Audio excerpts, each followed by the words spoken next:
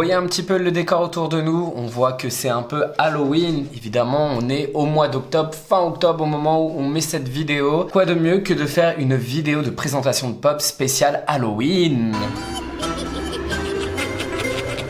Salut à tous, c'est Jimmy et Greg. Alors on a dit spécial Halloween, mais aussi spécial Disney. Donc on va vraiment mixer les deux univers que nous on adore et que sûrement beaucoup parmi vous adorent aussi. Et en toute logique, on va commencer par le boss de Disney, c'est-à-dire Mickey, mais dans sa version Halloween. Donc il s'agit ici d'une toute petite collection avec deux pop, Mickey et Minnie, en version Halloween. On a Minnie en sorcière et on a Mickey un petit peu en zombie, vampire, tout ce que vous voulez. Enfin Halloween quoi. Vampire. Il fait ça comme ça. Regardez comme il est, mais trop adorable. Il est pas effrayant, Mickey, de toute façon, il aura beau essayer. Si, il fait peur, regarde. Ouh. Mais il est trop mignon. Ce qu'on adore directement, c'est que c'est un peu le Mickey rétro, c'est-à-dire qu'il a la peau blanche, il est tout en noir et blanc, et il y a juste des petites touches de couleur orange. Ouais, ça rappelle Halloween, évidemment.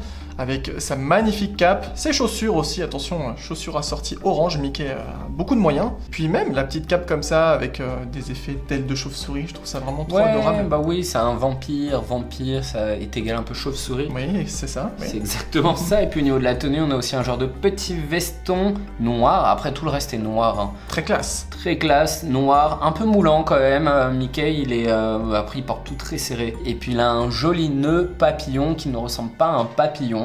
Bah avec des ailes de chauve-souris aussi, peut-être une genre de tête de citrouille. Oui, c'est ça, une petite tête de citrouille. Il a un peu piqué l'idée à Jack Skellington, moi je trouve. Mais voilà, que dire d'autre? C'est Mickey en Halloween, simple, efficace, parfait. C'est Mickey quoi. On a fait le boss, Mickey en version Halloween. Là, on reste dans le même thème, mais on passe sur une attraction, The Haunted Mansion, avec Madame Leota, qui est juste magnifique. Alors là, on a la version Glow in the Dark qui est exclusive au parc américain Disney. Et dans la même collection, parce que c'était pour les 50 ans de l'attraction, on a d'autres personnages. On a une version classique de Leota qui ne brille pas dans le noir. Et voilà, on en voit d'autres. Et puis, il y en a d'autres qui existent, qui ont été rajoutés par la suite. Alors, Leota, on avait déjà montré cette pop dans une autre vidéo. On vous met le lien juste au-dessus. C'était la vidéo spéciale nos pop Glow in the Dark. Si vous ne l'avez jamais vue, n'hésitez pas à aller la voir. Mais voilà, autrement, elle est juste magnifique. Et ce qui est bien, c'est qu'ils n'ont pas représenté juste la boule en fait de cristal. Ils ont vraiment représenté avec la table. Après, je sais pas si au niveau couleur, ça respecte totalement. Je sais pas si la nappe est censée être violette ou si c'est un peu une réinterprétation. C'est-à-dire que c'est tellement dans le noir l'attraction qu'on voit que la tête normalement. Voilà, quasiment. C'est ça. Ils ont fait un beau petit pied en aspect un peu métallique qui supporte la boule de cristal avec les petites bougies tout autour. Et puis même la table avec les effets de nappe comme ça. Vraiment super bien fait, avec même l'espèce de franjouille, hein, de frange.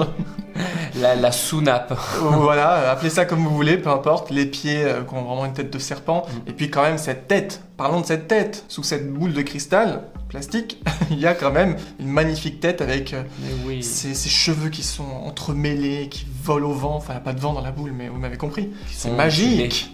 Mais l'effet est vraiment superbe, c'est une pop, mais juste sublime. Le petit bémol, c'est qu'elle tient juste par son centre. Et je trouve ça un peu dommage qu'elle ne tient pas vraiment par Oui, mais regarde, c'est l'effet genre « Ouh, je vole !» Ouais, c'est peut-être ça. C'est ça, je te le dis. Dans l'univers d'Halloween, il y a une pop dont je rêvais. Alors, l'ancienne version, en fait, pas tant que ça. J'aurais bien voulu l'avoir à l'époque, mais actuellement, j'aurais pas dépensé... des centaines d'euros pour l'avoir. C'est ça. Et fort heureusement, Funko a pensé à moi. Je sais que c'est juste pour moi qu'ils l'ont ressorti. Une nouvelle version du maire de l'étrange Noël de Monsieur Jack, qui est mon personnage préféré de cet univers. Et donc le voici. Alors il existe en version Chase, où en fait il est plus le mode énervé, triste mis en avant, avec un autre objet dans la main. Moi personnellement, je préfère celle-ci, donc je suis bien content. Et dans cette collection, il y en a tout un tas d'autres. Encore une nouvelle version de Jack, une nouvelle version de Sally, etc. etc. Comme d'hab. On a l'habitude avec cet univers. Voilà, le maire, il est trop mignon. Je sais pas s'il faut dire ça, mais moi je le trouve mignon. J'adore son chapeau qui est complètement surréaliste. Je sais pas comment il tient sur sa tête, mais ça tient. Il doit avoir un crâne très pointu. On se demande comment est l'intérieur, le dessus de sa tête. Ah bah on ne voit pas sans son chapeau quand même, le maire. Puis bah voilà, le concept, c'est qu'en plus la pop là, vous tournez très facilement la tête pour voir son autre visage moins joyeux, on va dire. Allez, on va le mettre là-dessus, c'est plus mignon.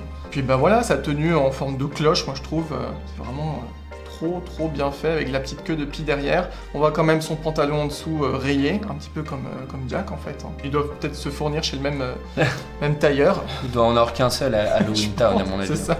Et puis son mégaphone qui est assez emblématique quand même, je trouve. Tandis que la version Chase, il a une espèce de plan d'Halloween en fait, où il est complètement inquiété. Et même le visage en fait, la bouche en relief. Elle est en relief surtout. Les yeux qui sont assez emblématiques, surtout celui-ci, avec le petit zigouigoui de tourbillon. Et c'est ça qui est marrant, c'est qu'ils ont en plus creusé pour faire le côté un peu cerne. Ouais. Et ils ont refait sortir les yeux en volume et ça rend super bien. L'effet est vraiment nickel, parce que comme vous le savez, ou peut-être pas, hein, dans cet univers-là, c'est un peu une espèce de pâte à modeler, hein, plus. C'est animation en image par image, et du coup, bah là, ça reprend vraiment un peu, moi je trouve, ce côté relief comme ça. On n'a pas forcément toujours dans les autres pop. Je la trouve, mais évidemment, 100 fois plus belle que l'ancienne version, mais l'ancienne version était pas si mal. Elle était pas si mal, pour l'époque. On retourne à Haunted Mansion, hein, parce que voilà, c'est un thème qui revient assez souvent et c'est une pop que je voulais absolument. C'est Victor Geist, personnage qui n'existe pas au final à Phantom Manor. On pensait qu'il existait parce qu'il y a un orgue aussi dans la salle du bal de l'attraction, mais c'est pas du tout le même personnage qui joue de l'orgue. Je trouve ça un peu dommage, mais c'est tellement joli et on voit, derrière il est tout seul dans la collection parce que pareil c'est une exclue Parc Disney et je crois aussi Shop Disney. Bon c'est dommage on n'a pas le reste de la collection mais il fait partie du même des 50 ans, Haunted Mansion, etc., etc. Il est juste magnifique. Franchement, il est énorme déjà. C'est ça qui est vraiment bien. Ouais. Bon, non, ils auraient dû le faire encore plus grand. L'orgue, normalement, il est géant à côté, mais bon, il est quand même très bien fait et c'est vraiment sympa. Alors, eux, ils le mettaient dans la boîte avec la tête un peu tournée pour qu'on puisse voir quand même son visage. Parce qu'autrement, on voit pas. Normalement, il joue et il est limite de dos. Bon, on peut le mettre comme ça si on veut aussi. Déjà, la pop en elle-même, elle est vraiment pas mal parce qu'il y a un petit côté translucide. C'est ça. Et un effet patiné aussi au niveau de la peinture. On voit sur la cape et surtout sur le contour du chapeau. Ouais. Ça fait vieillot comme ça. Voilà, c'est ça qui est bien. Et sur les cheveux aussi, ils ont fait l'effet patiné, mais pas sur le visage. Et après, on voit plein de petits détails sur le bois de l'orgue. Tout autour, on voit là, il y a des petits reliefs.